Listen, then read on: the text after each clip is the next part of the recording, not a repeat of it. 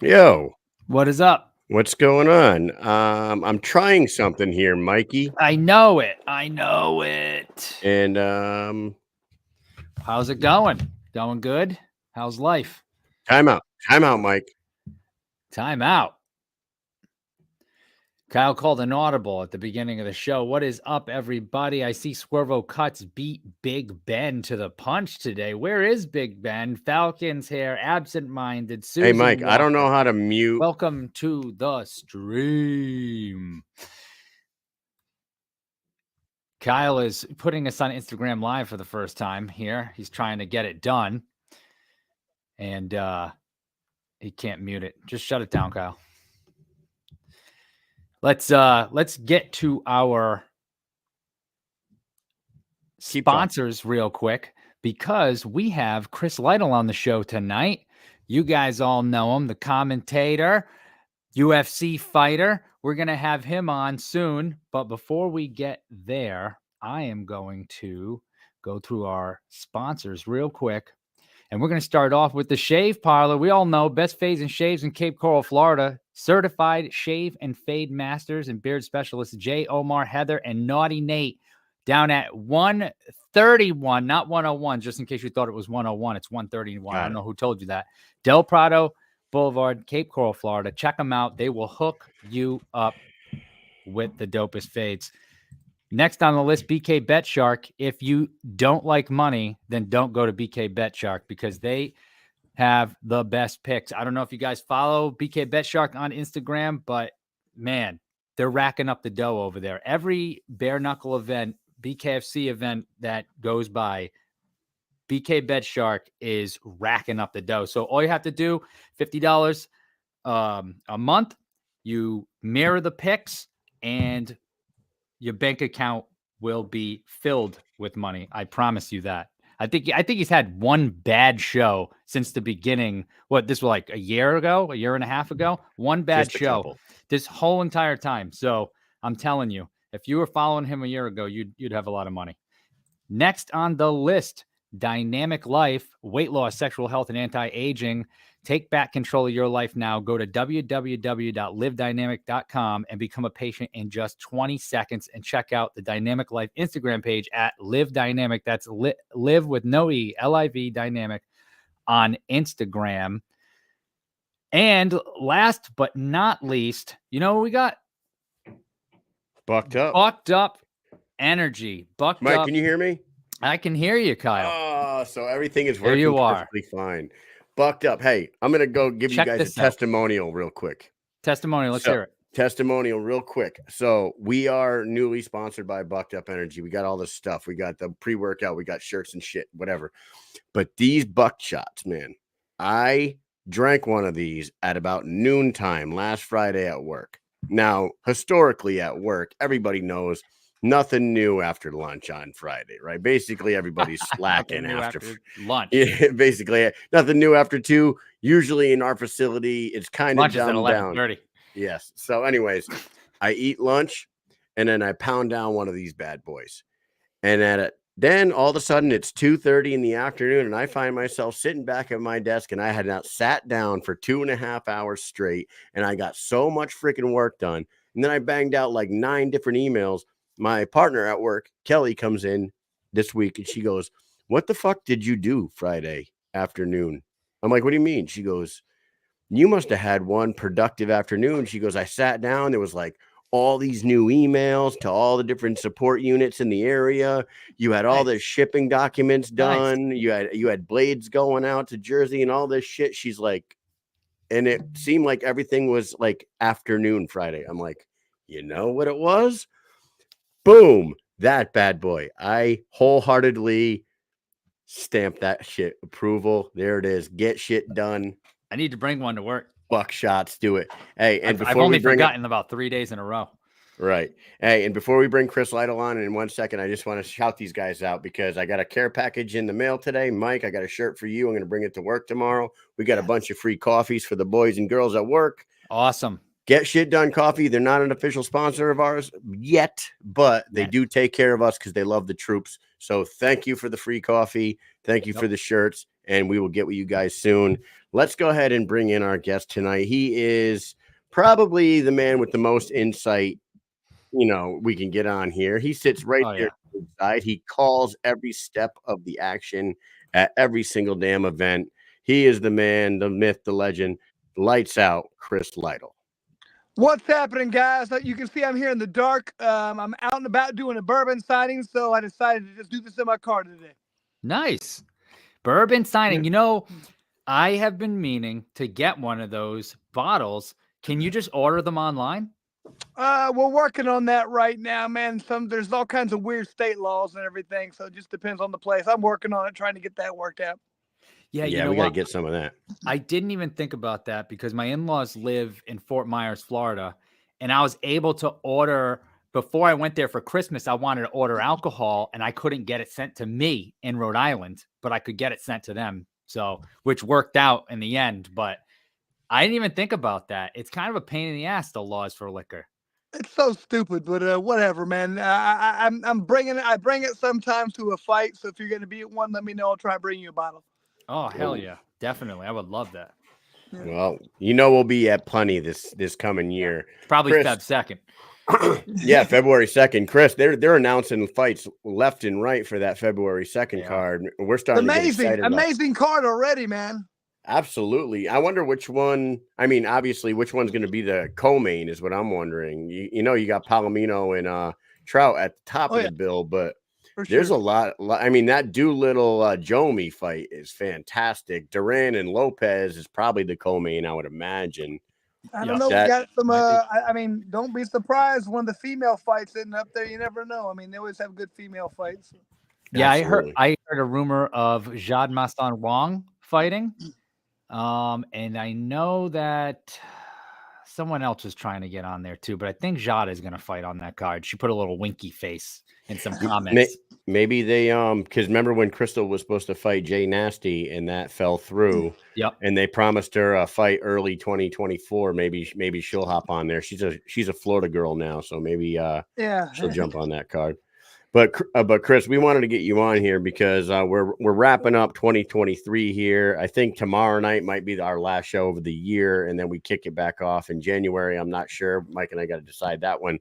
Yeah. But who better to get on here and kind of like just briefly cap this year, man? 3 of the biggest events ever, new countries, new states, prospect series. You got freaking tryouts everywhere now. Talk a little bit about what event did you start calling fights? BKFC 3. I mean, I told them, and BKFC 1, I was so excited, and they got a hold of me and said, "Can you do this?" I said, "Absolutely, I'm in," because I already fought in England. And I go, "What's the date?" June 2nd. God dang, my daughter's getting married that day. I was like, I can't make the first one, but I said, I promise I'll do the second one.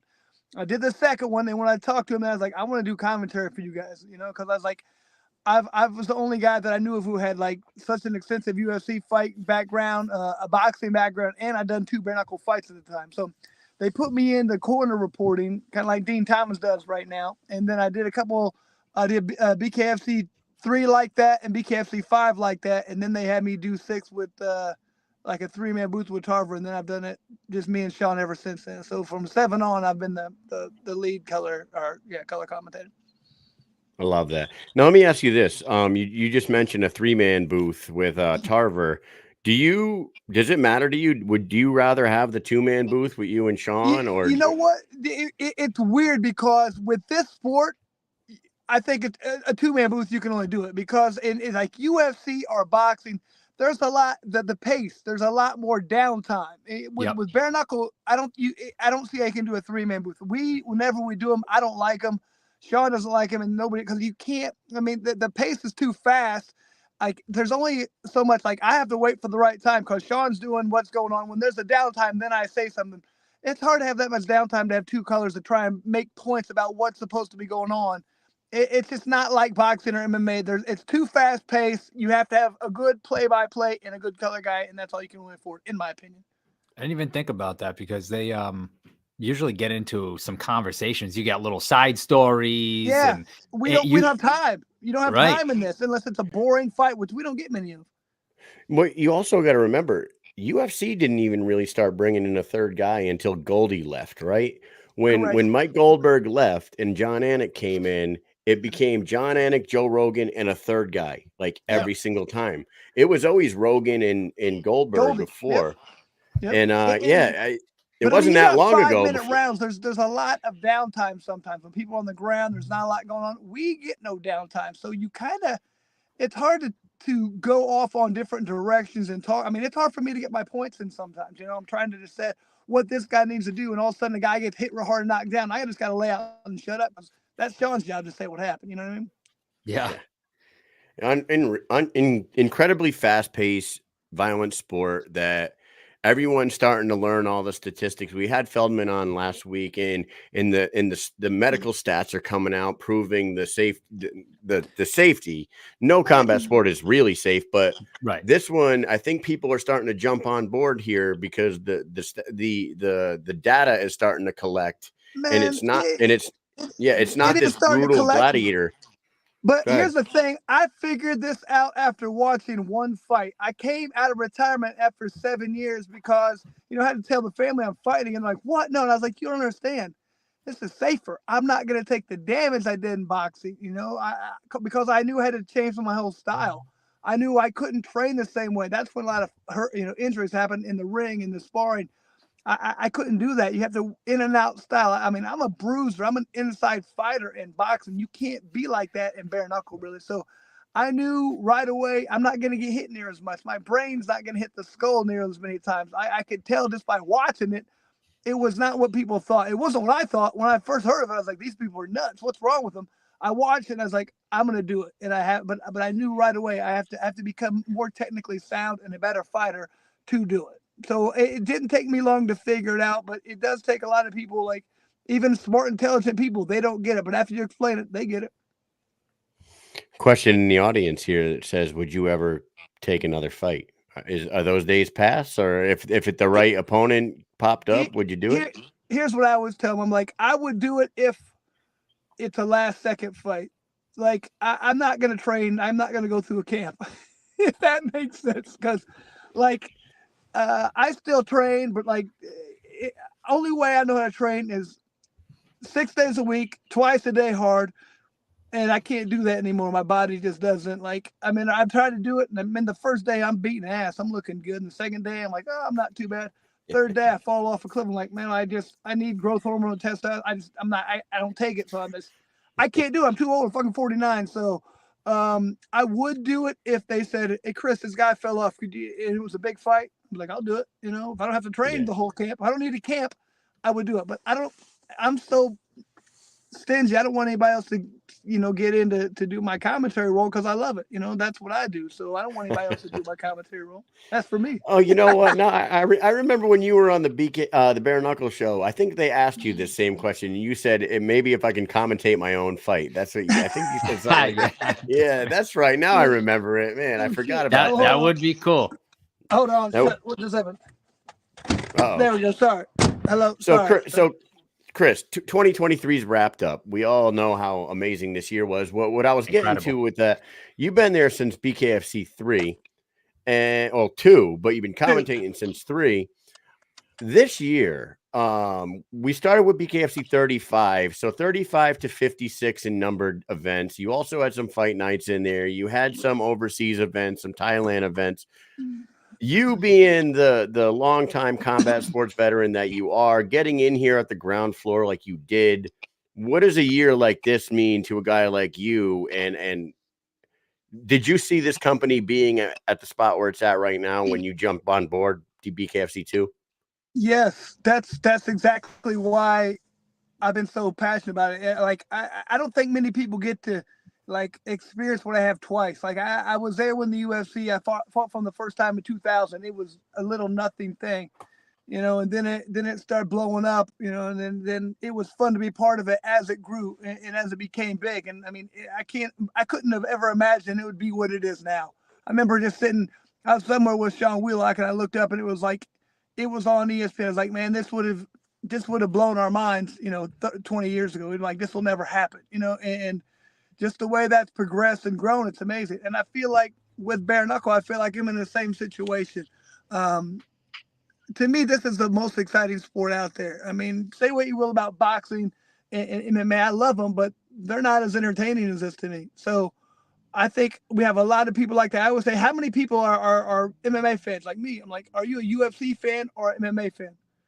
What's the difference? Well, do you watch, PFL? Do you watch local stuff? No. Then you're a UFC fan.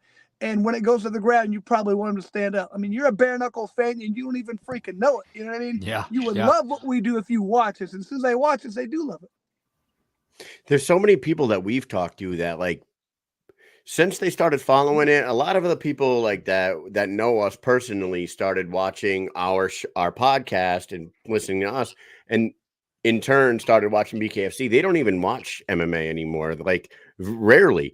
I used to go to my buddy Silas's house every single time there was a UFC pay-per-view, and I don't think I've been to his house for one in a year and a half. He don't even watch anymore. And this sport has really changed the landscape of combat sports, I believe. And we talked to Feldman last week, and he said he wholeheartedly believes by the end of 2024 they will be steadfast the number 2 BKFC. I mean, the number 2 combat sports company in the world behind the UFC. Obviously, they're a multi-billion-dollar company. Got a bit of a head start, I'd say. Yeah, they got a little bit of a head start, but he really truly does believe they will be number 2 come the end of this time next year. I don't see how we're not. I mean, like I said, the only thing we're lacking is eyeballs on us. Once people see it, they like it. You know what I mean? So we just have to get some mainstream acceptance by getting some kind of a TV deal. If we can get on TV with any regularity, real TV, that's it. It's a wrap. I mean, people are going to like it, and people are going to say, man, it's more entertaining. Well, and here's the thing. We have fighters. I mean, other people have athletes. They're in athletic contests. We're in a fight. These people come to fight. There is no, I'm going to outpoint you. Usually, I mean, I'm coming to knock your head off, and that's what people want to see. That's what's great about Mike Perry, Eddie Alvarez. Those who come to fight. They're not going to try and outpoint you. They're not going to try and outslick you. I'm going to knock your head off, and that's what I want to see. That's what most people want to see. Yeah, it's really something, especially when they see it live, and we always talk about that. Seeing it live is just a whole nother thing. Yeah, live is what basically changed our perception. It's not like we didn't like bare knuckle fighting, but it made us like it even more. We covered Knucklemania 1. That was the first time we covered an event live. Ooh, and good one. It was a great card, but we saw the Segala Starling fight. And that fight, I thought Segala was dead in the first round. She got knocked down. She was like stiff as a board. As soon as that happened, we turned around like the fight was over. Like, she's done. Like, cause she looked straightened out. She hit the ground and then popped back up like the Undertaker. And then they fought for 5 rounds. And I was like, how the hell did that just happen? I thought that fight was over 10 minutes ago. Hey, that girl's so tough. Remember when she got her leg broke and she popped it back in and tried to fight again? That girl's tough. Yes. That was Knucklemania 3 this year. That was Knucklemania 3. Unbelievable. There's so many. So let's go off of that. Let's transition off of that. Knucklemania 3 was amazing to kick off the year in February, right? We're like, wow, this was an unbelievable event. BKFC 41 comes around, blows the roof off this damn sport. That night could not have gone any better. Couldn't have went better. Start to finish, right? You speak on that. Like, could that have gone? That was a grand slam, not a home run. That was a grand slam. The first fight, you got Perez in there. I can't remember who we fought, but those two dudes just beat the brakes off each other for 5 rounds. I remember thinking, man, that's the way to start off a card. That was the only fight that went the distance. The rest of them were knockouts. I mean, Greg Hardy getting knocked out. That was unbelievable. I mean, Lorenzo, one of the best fights you're ever going to see for a 1-round fight. Just so many unbelievable fights. Copeland and Big Ben. Just unbelievable night. I mean, it was just unreal, man. It was. Hold on, am I thinking of the right night? Am I thinking of the right night? We talked about 2 events. So Knucklemania 3 you were talking about, and he was talking about Denver, I think. Oh, okay. Denver, yeah. And then you have, Conor McGregor shows up with Perry and Luke Rockhold. That's like, unbelievable, man. I mean, just those nights run together to me because they were just so unbelievable. It's like some of the, I've been around a lot of fighting, but those were some of the best fights I've ever been to. That, and to be honest with you, you guys weren't at this fight, but when when Artem Lobov fought Jason Knight, that was intense as it gets, man. I was doing in the corner reporting at that point. I got in the ring, right up by the corner in between rounds 1 and 2, and someone goes, "Here you go." They tried to hand me something. I said, "What is it?" It was a tooth. I'm like, "Nah, I'm good." That was wild. But I mean, this last year we've had some of the best fights we've ever had, and it's been unreal. That Jason Knight Lobov one was the one that got me like full bore Oh into the man, sport. Right. that was pure adrenaline the whole time. That was crazy. Absolutely. Now, let me ask you this: being that you're at every single event, you're calling every fight. The KM3, 41, and 56 were the big three, right? Yeah. What event other than them three stood out? Do you know, like, did one really stand out for you the most? One that you had the best experience at, other than those three massive ones, pay-per-views? I mean, we put on one not long ago in South Carolina. I really thought that was a really good event. Good, solid, top to bottom, very solid. Really enjoyed that. But man, there's just I just find little bits and pieces of all of them. What I'm really starting to like is now I'm doing all these tryouts. I know you talked about that briefly, but man, I mean, listen to this. In January, we got 3 tryouts already set up. I mean, this is gonna. I'm loving doing this, finding new talent, but we're setting up this prospect series, man. This is the future. We're gonna get new fighters in. We're gonna see what they got. If you're good enough, you make it to BKFC. If not, you stay at the prospects, and that's it. So this is a way of the sport is growing. We're gonna say, nobody's making the BKFC without some experience out. You don't see new guys in UFC. You ain't gonna see new guys in the BKFC. You go through prospect first, go through tryouts, whatever. It's going to be fantastic. I love the new system we developed. How do you guys find the locations to hold your tryouts? Do gyms contact you and say that we would like to host a tryout, or are you how are you guys finding your spots? Sometimes, but a lot of times it's up to us to call around and try to find out who let us get put on tryouts there. You know what I mean? What place is big enough? Where is it centrally located? Where we get the most fighters? I mean, we do a little bit of research, and then if someone tries to contact us and it makes sense, we'll do it, and if not, we won't. Okay. And so, like, I'm being selfish right now. I'm thinking about Connecticut. I'm thinking about New England, Connecticut. And like, I know that there's a few big gyms in Hartford where there's some UFC fighters that come out of Hartford. There's Kent Ward, Brennan Ward's gym in New London, but the parking, I start thinking about all the logistics. Like, you need a spot for like a production truck and stuff like that, right? You need all that. No, we don't have a whole production truck. We just have a photographer and a film a guy who can film, and we just have a couple people like that. And we got a guy named Billy Barnes who kind of comes out and directs it and kind of says exactly what they're looking to do, and it's fantastic, man. We make a good show of it. It's all post-production, right? It's not like correct a live feed or anything like that. No, exactly. Because we film it, we record it. I don't know if you guys have watched the last one in Edmonton in Canada, which is I haven't watched that one.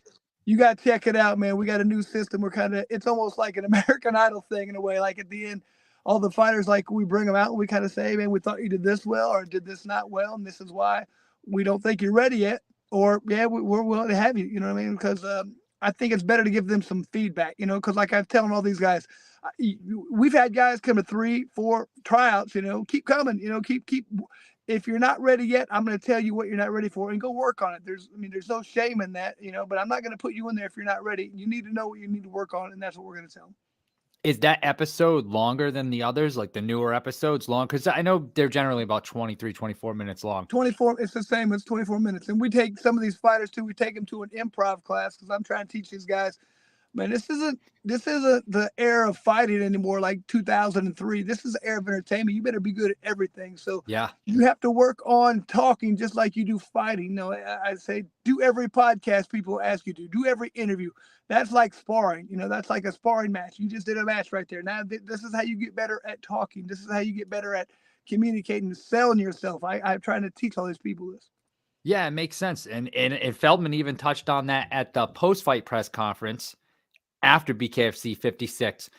And I think we heard a rumor about maybe like a WWE fighter or someone coming in to try to help people.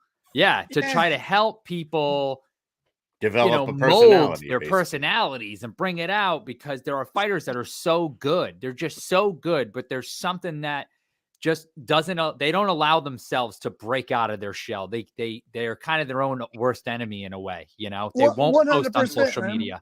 Like I said, it's 100%. Like I said, that you can't just be good at fighting anymore. That was back, like Chuck Liddell was great fighting, probably wasn't great at selling stuff, but I mean, Randy Couture, this is a different era. We're in the era of entertainment. You better be good at everything. And if not, that's why I keep telling people, who's making the most money right now? People like Jake Paul. Is he the best boxer? No. But people want to see him fight. That's all that matters. You know what I mean? I hate to tell you that, but that's the reality. Yep. Mike Perry in the post-fight press conference after BKFC 56, and Dave Mundell was in the audience of the press conference, vying for that fight. He wants to fight Perry. He wants to defend his title against Perry. What did Perry say?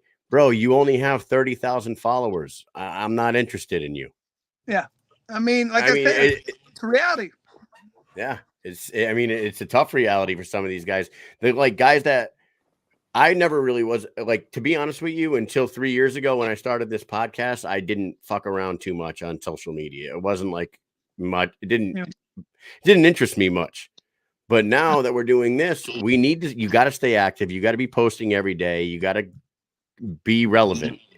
And then also in this business, you also have to fight. Yeah, exactly. Because it's tough, because there's so many different things you have to do. You know what I mean? But that's just, it is what it is, man. You gotta work at everything now. And I try and pass that along to the guys. I'm just telling them, for you think this is for us, you think it's for BKFC. Well, it will help us out, but let's say you fight for BKFC 5 times and you fight 20 more times. We're helping you out for every one of your fights, not just us. I'm helping you for you. If you keep growing after you leave us, good for you. I helped you, make more money and make a better career. It helps us, but it helps you more than it helps us, if that makes sense. In the comments on Instagram. So for the first time ever, Chris, you're on our first Instagram show. Yeah, we're always live on Facebook. Yeah. We're on Facebook and YouTube always, but today we added Instagram. And on Instagram, Jihad Wingfield says, tryouts at Shift are coming up? ? I guess he's asking a question. Invited. I guess he wants a tryout at Shift hosted by Redneck Mundell, Captain Deadpool, and all them, Rugged Beauty, Jafar. You got a whole stack of fighters down there that are willing to host a tryout down at Shift MMA in Tampa. What do you say about that one? Huh? I mean, definitely one of the best gyms in the country, that probably makes that the best in the world. I mean, great fighters there, great coaching, great everything. So, yeah, I'm sure they'd be very interested in putting one on there at some point. I definitely would be. I could tell you it's hot as hell in that gym, because we went there one time and I thought I was going to dungeon. pass out. I barely moved. That's a real gym. You got to be hot, no windows, just in there sweating your ass off. That's how the gym's supposed to be. I was standing in one spot and I was like, all right, I think I've had about enough of this after 45 minutes. Man. So Chris, 2024 is right around the corner. We talked about 2023, 2024. Feldman was on here last week talking about his plans. Right now, he's in the Middle East meeting with people in Saudi and Dubai. He's expanding even more worldwide. We already talked about LA, Los Angeles, or whatever, in California, one part of California in April. We got February 2nd. What do you envision for the BKFC in 2024? I'm thinking this is the year we make our mark and take over, because I think, like I said, all we're missing right now is people see us for the first time. If we can get any kind of deal TV wise and make it to where people see us with any regularity, I think people are going to be like, man, this is as good as it gets. It's as good as advertised. It's super entertaining and people are going to want to watch it. So I think we're going to blow up this year. I think we've the whole rest of the time just been setting ourselves up to get to this point. We have the product. We have what people want to see. We just have to make sure that it gets seen now. Well, Mike and I can't wait until you guys plant your flag in Mohegan Sun in Connecticut. The Mohegan Sun is such a great arena for combat sports. We've been to 100 freaking Bellator events there. Reality fights are always there. Boxing's there. I couldn't imagine how awesome it would be, because you've been to Mohegan Sun. It has great restaurants, great club. It's got gambling. It's got awesome hotels, mall there, and then this perfect arena that can hold 10,000. I mean, you would probably put 7,500 easy in there for an event. I think Mohegan Sun would be fantastic. Well, I tell you, it always holds a special place in my heart. My fight against Robbie Lawler was there, which was a big one for me. Kind of changed the way people looked at me. They thought I was going to go out there and get just knocked out by Robbie Lawler in a great fight. So I always loved the Mohegan Sun. I've been there many times, and yeah, that's definitely on our list of places. We will be there before the year's over, I would imagine. I honestly, we talk about it all the time because the Northeast, I mean, you have Mohegan Sun, Foxwood just not far from there either, so that works. Providence isn't far from there, and Boston is just an hour away from Foxwood, so or maybe an hour and 15 minutes. So it's like all these places in this little area, and it's all been untouched by bare knuckle right now. There is barely even any fighters that come from up here because we have watch party events in Mohegan Sun at Tom's Watch Bar. Tom's Watch Bar that we went to in Denver? Yeah. Oh, yeah. They have one in Mohegan, and we go there and do watch parties for BKFC in that one. So nice. We try to invite fighters, and we're like, all right, who are the fighters that live around here? Zach Kalmus and like nobody else. So Ryan Reber is a Connecticut guy, but he's not up here. But he lives in Florida. Yeah. Well, we'll have to change that. We'll have to get some people up there, man. We got to get some fighters coming out to tryouts and working out, man. We got to get it. Yeah, I think if you guys Pazienza and you watch the Contender season 1, Peter Manfredo, like I remember that. Yeah. Yeah, I mean, there's a lot of boxing going on up here. I tried out for the season 2, the Contender. My boxing coach got me a thing right away, like right up to the front of the line because I was fighting in the UFC and I had a good story and they loved it. And they're like, man, they were going to pick me. They said if they were trying to decide between 2 weight classes, 147 and 168. Obviously I couldn't make 147. I guess that's what they went with. So I didn't even really see that one. The first one was great, but if they had done that, you would have. I mean, I would have chose boxing instead of UFC. I'd had some UFC fights, but then right after that, I got the Ultimate Fighter. So my career almost went a totally different direction. Did you happen to run into Feldman or Nelson while you were there? No. I went to Chicago for the tryout thing. So. Okay. Because I know they both were on that. Yeah, Feldman and Nelson were both on season 2, I believe, of the Contender. Did they doing what? I think it was probably in the beginning. I don't know if they actually made the final cut of the show or if he was on it and hurt his. So Feldman hurt his hand during the tryouts, I believe, and Nelson was also there for it. So. I thought they went with 147 pound weight class for the second one. Yeah, so it could have happened during the tryouts of it. Okay. Because I was going to say I didn't even have. I mean, I went to tryout. They just basically went straight to the interview. Yeah. And told me they liked what I said. They said we want you. We just got to get the right weight class, and I don't think they did. So I was like, all right, forget it. And then I got Ultimate Fighter 4, and that was it. Then I had to sign a contract saying no more boxing, and the rest is history. We happened to run into Mark Burnett at BKFC 56, and he brought up the Contender, and we started talking, and he was like, "There's 2 guys in this building that were on season 2," and he mentioned Feldman and Nelson, but I don't remember them in the show because they weren't on it for a long time. I think they were just in the beginning or they were in the tryouts period. So, but he mentioned that, and I was like, "Holy shit, that's crazy!" Because I told him that I lived in Rhode Island. He was like, "Oh, I have a show that aired in the 90s." And I was like, "Yeah, I have it on VHS. I taped all the episodes." Cool. Yeah. Oh yeah. Well, hey Chris, we got I know that you got to go and Christmas is right around the corner. They asked you some Christmas questions the other day, but we're going to ask you better ones. I promise you this. I promise you this because Christmas with Lytle, my first question for you is this. During the year of 2023, which fighter do you remember getting lit up like a Christmas tree? Oh, getting lit up like man Trevor Loken got hit by Brandon Allen.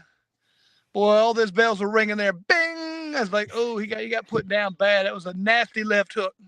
That was a That stiff was. one for sure, man. Yes, it That was. was one of those ones where they go like straight into rigor mortis, right? Like Yeah, the it's like legs. boom. I was like, oh, he doesn't know where he's at. He doesn't know where he's at. Yeah, it was a bad one. All right, number 2. Which fighter do you think deserves coal in their stocking this Christmas? For like just being Just being bad. Just being I mean, you got to bad. go with Lorenzo Hunt. Lorenzo Hunt's always a bad boy. You know, he's a heel, man. He knows it. He embraces it. I love it. So, That is yeah, a I mean, great who else answer. can talk as much trash as him and do whatever? You got to go with Lorenzo. Lorenzo, you're getting Cole. You could have gone with Zach Collins too. Zach Collins is in a little trouble this year. Hey, nowadays, who knows? Cole's probably worth a lot of money nowadays. Who knows? Here Yeah, we go. you're probably right. Number 3. Who in the BKFC community is the biggest Grinch? Of all the people in the BKFC, who's the biggest Grinch at this time of year? The biggest Grinch. Oh man. You know, I hate to say it, and he probably gonna hate me for it, but I mean, you gotta go with Nate because Nate is the guy who, whenever they're negotiating contracts, he's the no. He's the one who's like, nope, no. I know fighters probably have to hate him because you know, he's the one who always has to tell people no to what the purse, how much they're asking for, and he's good at it. You know, he has to be the guy who we have budgets we have to meet. We can't just give fighters what they want. I'm a fighter. I always want people to get more money, but he's got to be the voice of reason and say no. So probably him. Someone's got to be the bad guy. Someone's got to be the bad guy, baby. It's got to be Nate sometime. What fighter did you think damn near had their Christmas canceled? Meaning they weren't going to. What do you mean? Meaning it could have been Trevor Loken. That same question. Like they might not wake up for Christmas, is what I'm saying. Oh man, I hate to say it, man, because I love the dude and great fighter. But Mike Richmond, man, when he fought Lorenzo, I ain't seen much like it. When he got hit and his lips were flapping like that, I was like, because at first when he got hit, I was like, okay, he's gonna get back up, and I was like, oh no. As soon as I saw lips doing it, I was like, oh man, it's over. Because I was loving that fight. That was so good. And that back and forth exchange, all of a sudden it's boom over. I was like, oh shit. So and it was terrifying. I gotta go with Richmond, man. Let me tell you what. Your reaction to that knockout is awesome. Like, because I watched it over and over and over again because I was editing something and I just kept watching it and you're like, oh my God. Like, oh my God. You couldn't believe it. I was shocked how the fight was going. And then just that turn on a dime like that. I was like, that's impossible. That did not just happen. I thought the fight was over the other way. And then one punch and I said, what happened? I couldn't even see it from angle. And I was like, I saw the lips, was like, it's over. I mean, he's done. I couldn't believe it. That was crazy. Yeah. Stunning. That place went like it. The emotion in that building, that flip from side to side, from people cheering for Richmond for a minute and 40 seconds, basically, just fucking minute and 49. Minute and 59. Like, yeah. And then all of a sudden, boom, Lorenzo gets up and he's wobbly. He kind of fell against the ropes. He didn't know what was going on. I don't care what he says. He was out on his feet. He fell against those ropes and the ref let it go. And just the first punch off of that just landed just clean on the jaw. Perfect. Done. It was incredible. It was insane. Did you guys catch this past weekend for the UFC? Josh Emmett almost canceled Christmas for Bryce Mitchell. Did you see that? I did see that, man. That was a nasty. Whoa. That was a nasty. I mean, you always know how strong Josh Emmett is. If he hits you, he's gonna hurt you.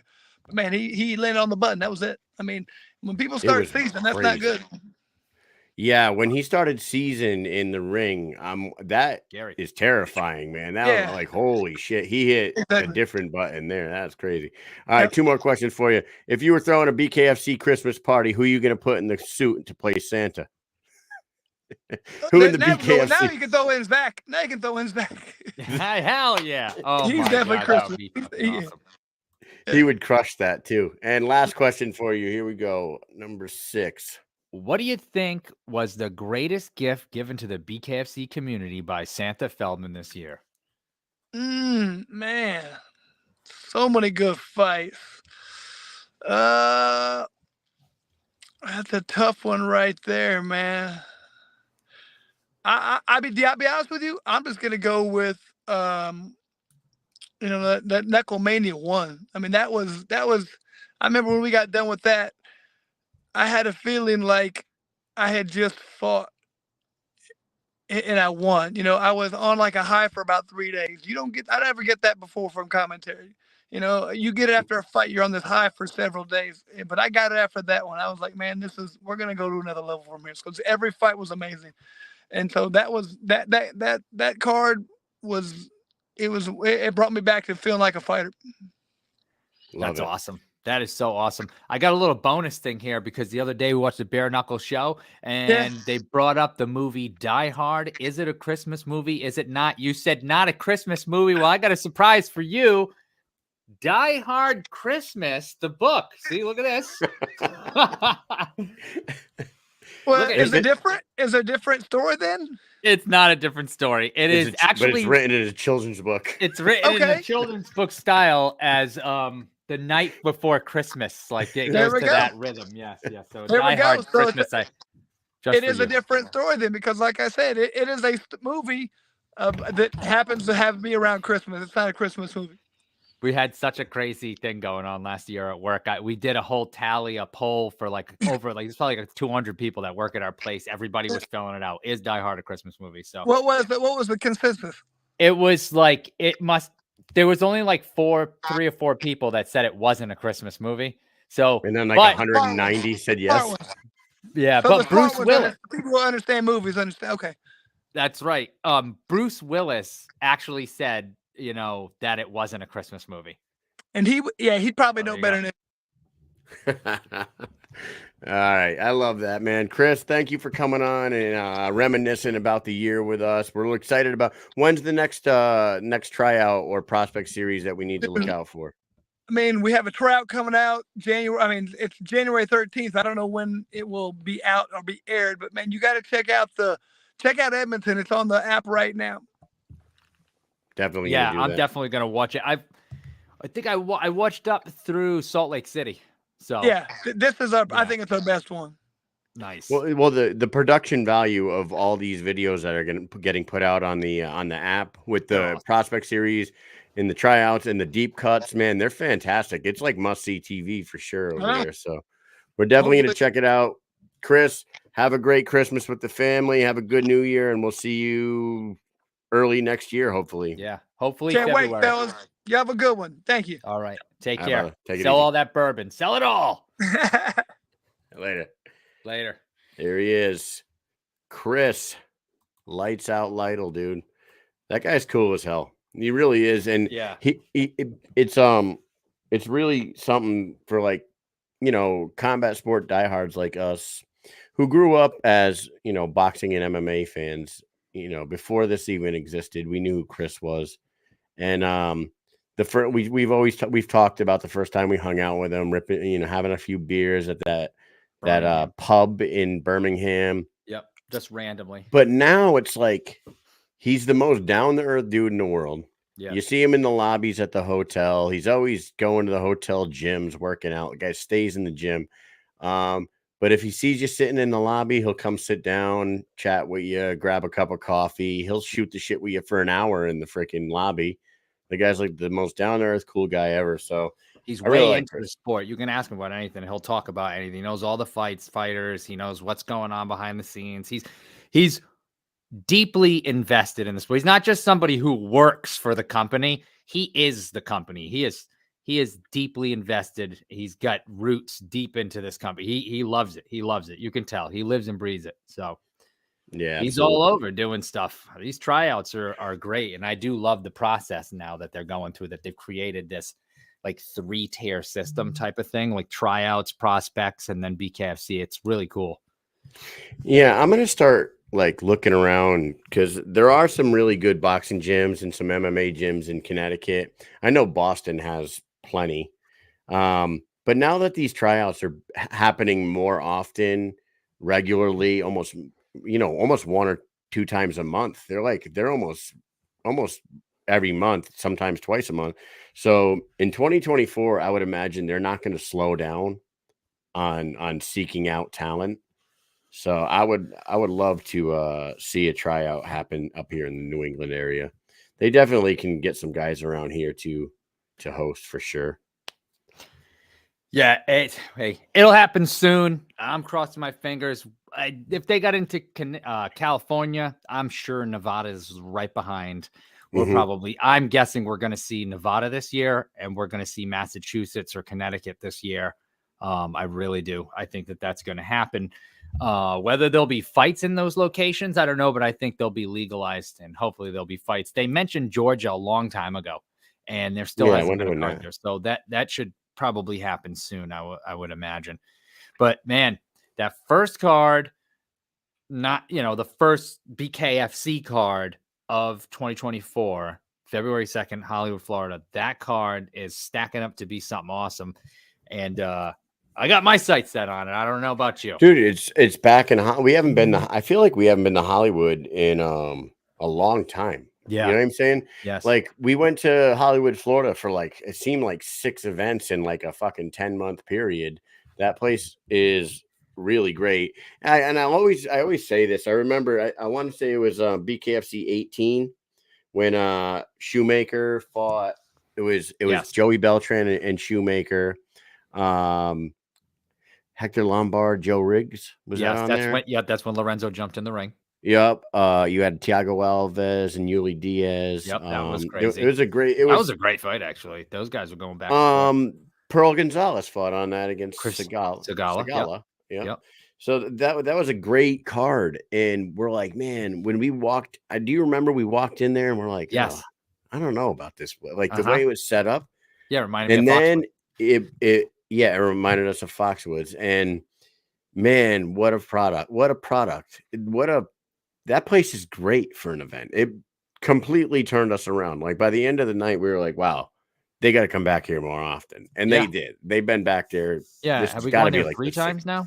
I thought this was going to be like we've been there 3 times. Yeah. Yeah. This has to be like the 5th or 6th time that they're at fucking Hollywood Hard Rock now. Man. So yeah. I think February 2nd, I think that should be the next one to get to. It's good. There's a lot of good fights, man, for as a bare knuckle fan. And you want to know what? I think I sent you this stat before. And because you know what I'm getting sick of hearing and seeing is what's that? And it's fine because people talk and they want to put their gripes out there. But for me, like I like to check facts. I like to check the stats, see what's going on because What do you got, Mike? Well, it's always the people that are saying like, oh, all the BKFC does is they have on the UFC has-beens. That's all they got. That's all this they is gonna spend be all good. their time on. Yada, yada, yada. This is all I fucking hear, right? And you know what I did? I said, you know what? I'm sick and tired of hearing that because me, in my mind, I think to myself, how many people have fought for UFC, now fight for BKFC, right? Also, how many of those people are people that are stars that you would consider a star? Not many. I'm going to tell you right now, it's about 4 or 5. Okay. So out of the whole fucking thing. Now, that's not UFC fighters. There are about, so I did a little math right here, right? Check this out. In 2023, and I could be off by 1 or 2 here, but I counted this. I went through every single match, and I even have UFC fighters that aren't well-known UFC fighters. No offense, right? In 2023, there was 246 fights in BKFC contained fighters that have never fought in the UFC. 246. That's 2 fighters times 246. And yes, some of those fighters fought 2 or 3 times this year. 4 for Keith Richardson, right? 246 fights. Both of the people never fought in UFC. So do the fucking math on that. All right. Then there were 22 fights had UFC fighters in them. Of those 22 fights, 18 of them, half of that fight was someone who didn't fight in the UFC. 18 out of 26 fights? 18 out of 22 fights. 22 out of 22 fights contained. And then those other 4 fights had UFC 2 UFC fighters fighting like each other. Eddie Alvarez versus Mike Perry. You see what I'm saying? Yes. So there's Luke Rockhold, Mike Perry. Alvarez versus Mendez. Right. So Hold on. So you mean there's only one more after that? Let me think of who. Okay. You said I don't know if I can even remember what it is. I'm going to try to think of it. What? Keep going. I'm going to try to think of who that fourth one is. So basically, out of 22, 18 of them had one fighter that had fought in the UFC and one that has not, right? And only about 4 or 5 of those people were stars. You know what I'm saying? Dotson Benoit. There you go. So there you go. Or was that last year? That was last year. That was last year. So that's not the one then. There's another one, and I found it on the card. And so that's what I wanted to tell people. Like, BKFC bare knuckle fighters are getting the fights. There is only that many fights. And I'm talking about UFC fighters. So if anyone here in the comments, can you name any more fighters that fought in the UFC besides Beck Rawlings, Mike Perry, Luke Rockhold, Mendez, Alvarez? Rothwell. So Dustin Pegg. And now there's Ben Rothwell. Rothwell. John Dodson. Okay. You see what I'm saying? I'm slowing up now. I'm slowing right. up. So, and that's my point. So when people say all they do is spend their time with UFC has-beens and all this, it's not fucking it's not a thing. Richardson never fought for the UFC. Richardson never fought for the UFC. Nope. No. Yeah. We mentioned Luke. But so, anyways, Joe Riggs. My whole point was, did Joe Riggs fight this year? Yes, he fought once. Josh Dyer. Yeah, and I counted him in one of these fights. But that's the thing. I didn't write down every single. I just counted them all, and that's my whole point. Is I'm so sick of that argument that they need to focus on their BKFC fighters and not the UFC fighters, bro. They're not focusing on the UFC fighters. They're only fighting in a few of the freaking events, and they're the main event to draw people to see these other fighters, and that's how these fighters are getting. Chris Camozzi. Chris Camozzi. So that's how these fighters. Chris Camozzi fought, and Lorenzo Hunt is a perfect example of somebody who is Dan Spawn. Really. Chris Camozzi fought Dan Spawn. Yeah, that's the one. That's the other one. Yep. 2 UFC fighters fighting each other. Yes, because he fought Bubba McDaniel last year. Yes. Right. Mm-hmm. So there it is. Wow, man. It's a very small percentage. And it's tiny. Do not. Yes, it's tiny. Jimmy Rivera versus Jeremy Stevens is 2 UFC fighters against each other. Oh, yeah. So that's another one. Yep. That's 5, right? Yeah. Or did Camozzi fight Spawn this year? He fought him at 41. 41. He fought him at 41, and then he fought Lorenzo at 50. Yep.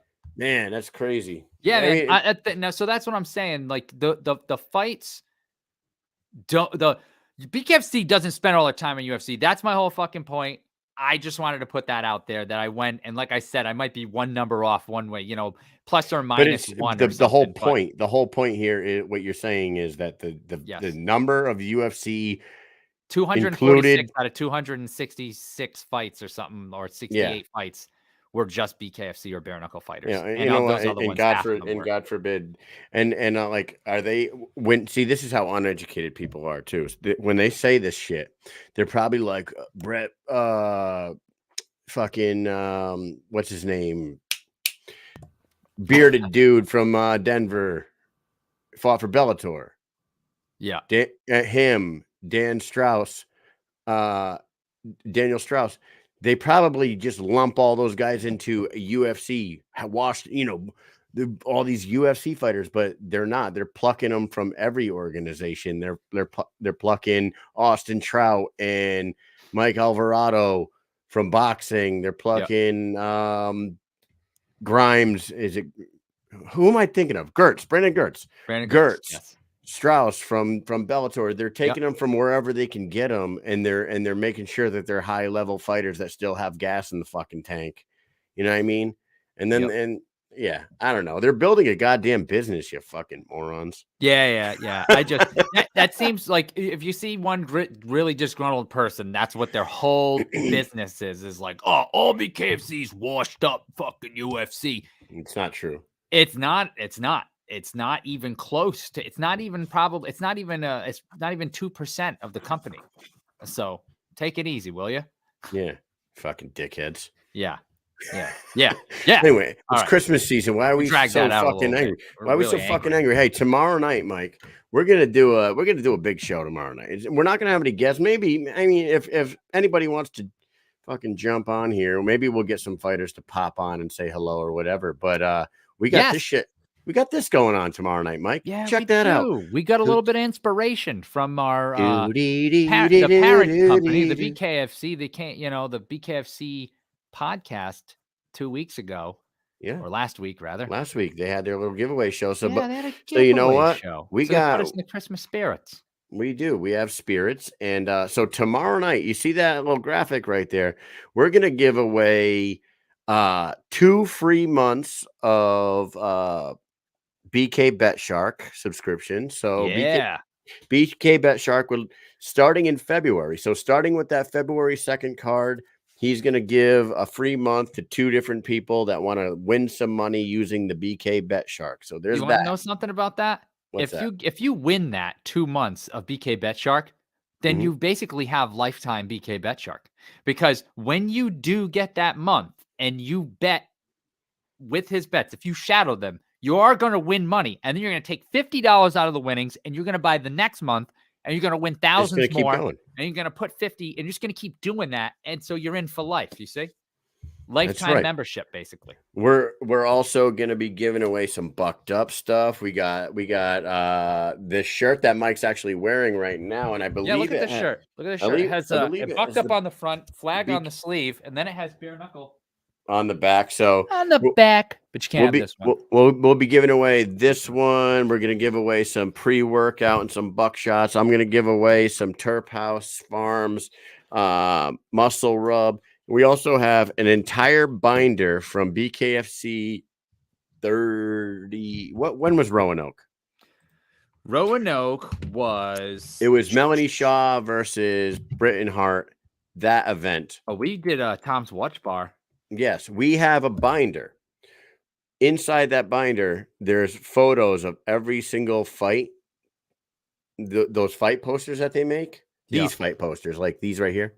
Let me just pull this one up. BKFC like that one. So the whole binder. 51?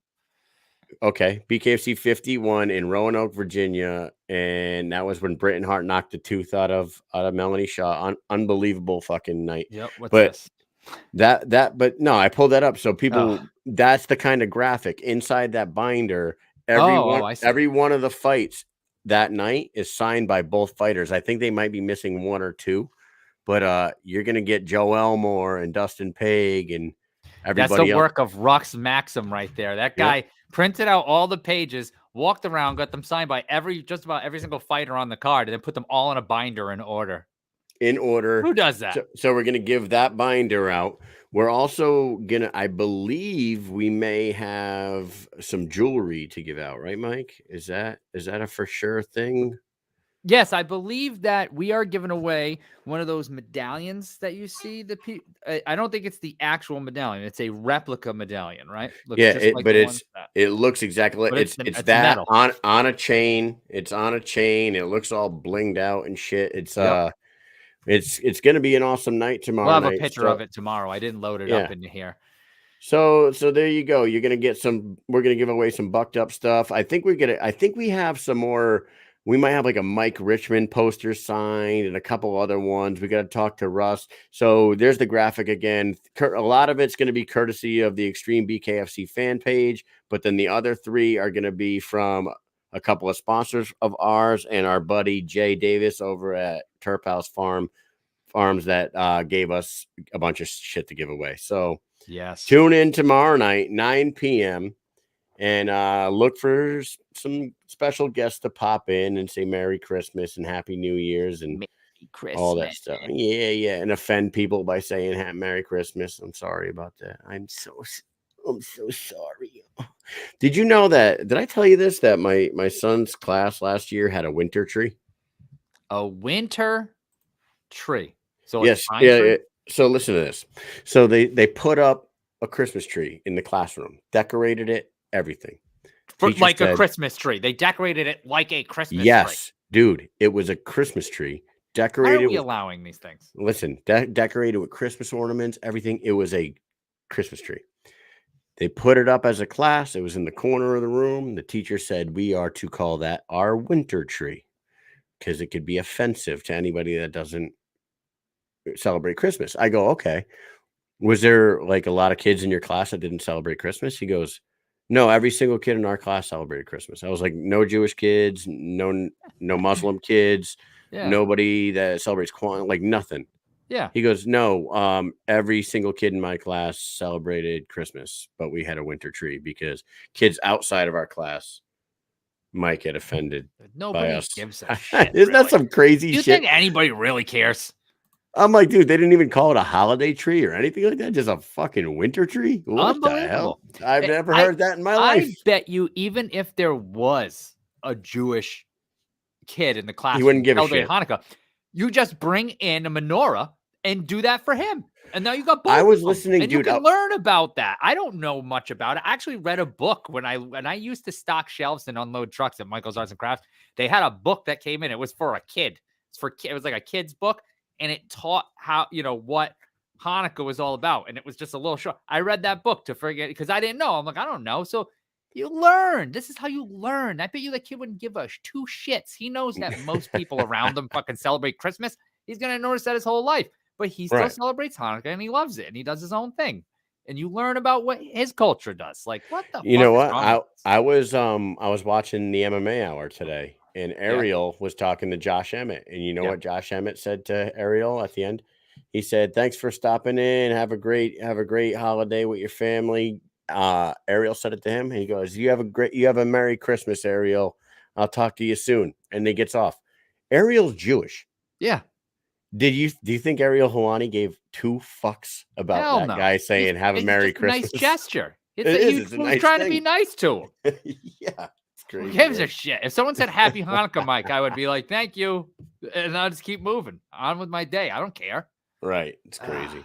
Yeah. It is a crazy world, though. And speaking of that, Mike, we got our Christmas party tomorrow at work.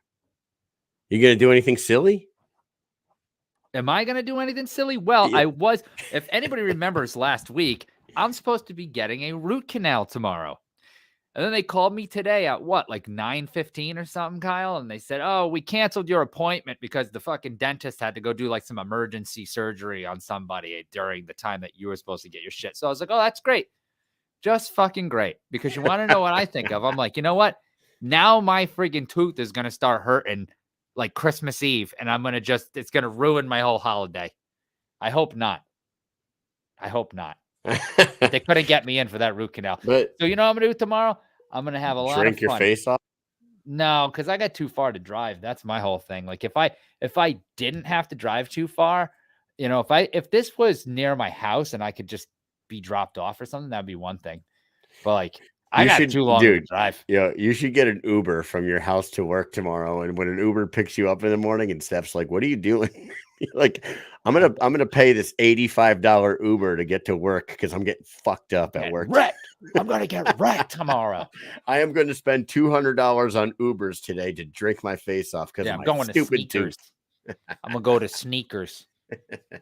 Yeah, man. Well, I'll see you there, and yeah, I can't wait for tomorrow night to give some stuff away. Thank you to Chris Lytle for coming on tonight, as always.